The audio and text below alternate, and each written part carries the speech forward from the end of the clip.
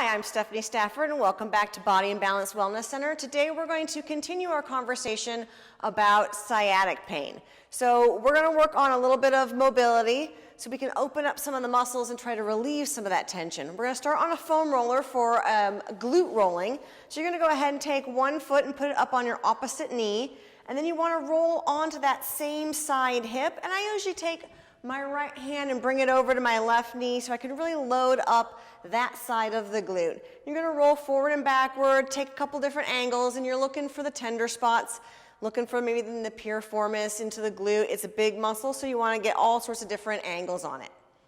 After you've given it a little time on the glutes, you can also move into the front of the hip. So usually I like to use a softball because it's big enough to allow some leverage, and you're going to place it right in the crease of your hip, and then using your body weight to just gently lay down on it.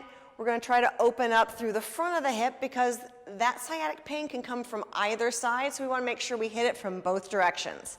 So give those two things a whirl, and if you like this video, go ahead and like us on Facebook and watch for some more.